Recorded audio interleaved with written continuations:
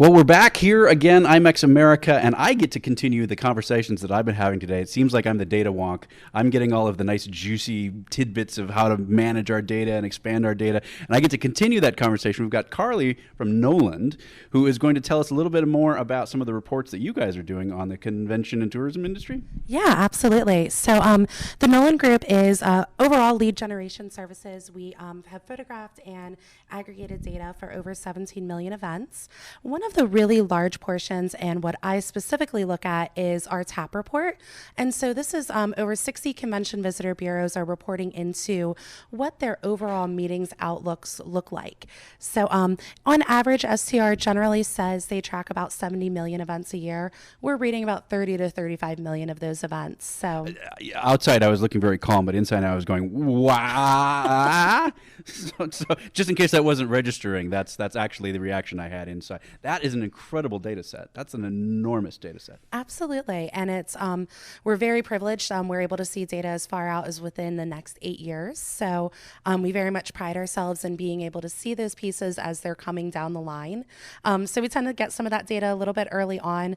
I like to say it's the early warning system. So very easy to isolate any focus months and also see months that are proving to be very successful and that can be very well for a destination. And it's an annual report, right? No, it's produced monthly. Okay, monthly report. So it's a monthly report that's looking potentially 8 years out? Correct.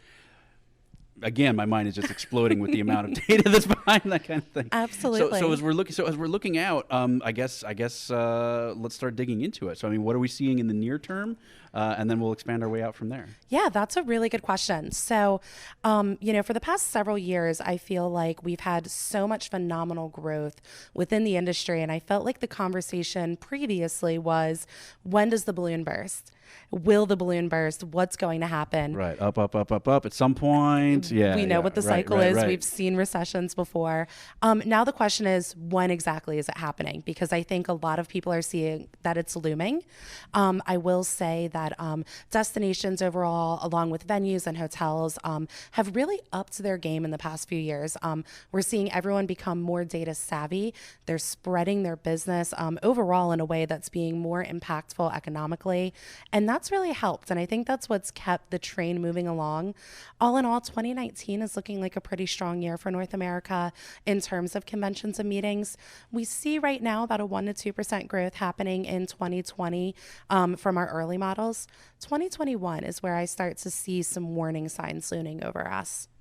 I'm wondering because that to a certain extent contradicts what we were talking yesterday with the IMEX group, but they might be, my feeling is maybe a little bit more focused on corporate meetings and the corporate spend. That was at least my vibe from that. So this is specifically dealing more with conventions. It is. So in most cases, we're looking at citywides that are coming in and impacting several hotels within a city, generally groups that are generating at least 1,000 to 2,000 attendees on peak. And in some cases, we're tracking events that are up to 15,000, 20,000 on peak, even events as large as a Super Bowl. That brings, of course, a huge economic impact to the destination. I know in the last few years, there was a bit of a glut when it came to hotel rooms. Is that the right term? There was a shortage of hotel rooms, just in case I was using the wrong word. And that resulted in hotels kind of prioritizing the transient business over meetings and events. Are we starting to be past that? I know that it takes a long time, obviously, to build a hotel. Find the site and a couple of years to build it and all that kind of stuff. Are we starting to get to the point where that's evening out a little bit? It's interesting. I see different trends based off of the destination. Obviously, there's been huge disruptors within the industry the past few years. Alternative accommodations, alternative lodging areas and spaces are not going away. And I think it's very much similar. Meaning like Airbnbs? And yes, yeah, okay. Absolutely. They're not going away. And, I think we are seeing that the usage of these alternative spaces are really getting higher and higher as time goes on. But we're also seeing cities shift their legislation and in some cases, make it more prohibitive, at least assist within housing crises and make it more prohibitive so we don't have too many Airbnbs, vacation homes, VRBOs within the market. So I think that's helped in a sense, but that certainly has a huge impact on it.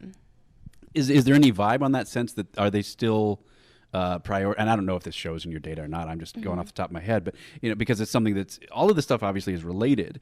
Is there any vibe that there's still a preference towards the transient business as over meetings and events? It really depends on what market you're looking at. It's market to market. Leisure markets are going to continue to push those leisure transient rooms and spaces in. But with that said, there are still very strong convention destinations that would not see compression, not have the opportunity to drive their rate, drive their RevPAR if they didn't have those convention rooms coming into their destination. So as things are starting to back off in a few years, perhaps, is there any indication that is going to continue to downslide? Is there maybe just a little dip? I mean, is there anything hopeful that we can find as we start to look into that? Yeah, that's a really good question. And I will say, right now we're seeing North America up by overall, if we look at through to 2025, we're still expecting the meetings industry for conventions to grow by about 3%. So although 2021 looks like it has the potential to be a softer year, 22 might have some flags up within particular quarters as well. But with that said, we're still expecting annual growth to continue.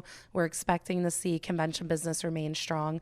I think in reality, groups and millennials specifically, as they are beginning to flood the workspace, are really valuing the face-to-face interaction more than what we've seen previously. So I think if anything, meetings will continue to get stronger and stronger and, hopefully keep people like us very busy. Yeah, so I mean, it certainly feels that way. And it certainly seems like maybe this is more out of a caution, that so much can happen between now and then, both global politics and, all the things, combining, people are probably still waiting to see what's going on with Brexit and, all that kind of stuff. So, if anything, maybe it's just a sign of caution.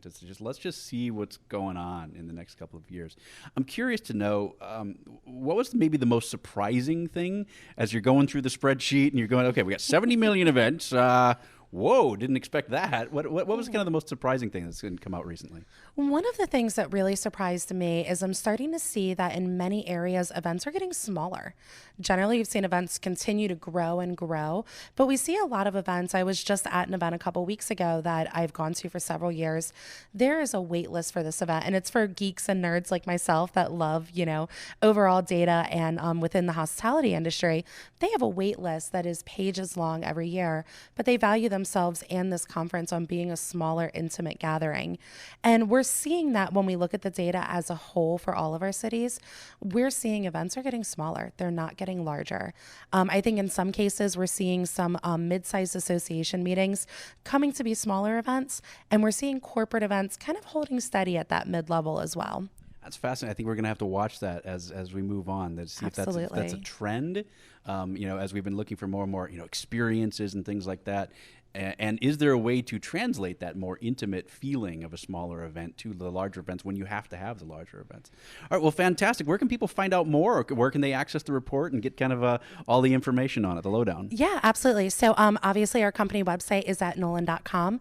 We do produce a monthly report called our Pace Navigator, which is open and available to the public, which summarizes what we're seeing from all our destinations, which you can find on our website. And that's Nolan, like K-N-O-W. Correct. Know your land. Knowing the land. There you go. K-N-O-W-L-A-N-D. Thank you so much for joining us. We really appreciate it. And we'll be right back in just a few minutes with our next guest. Great. Thank you.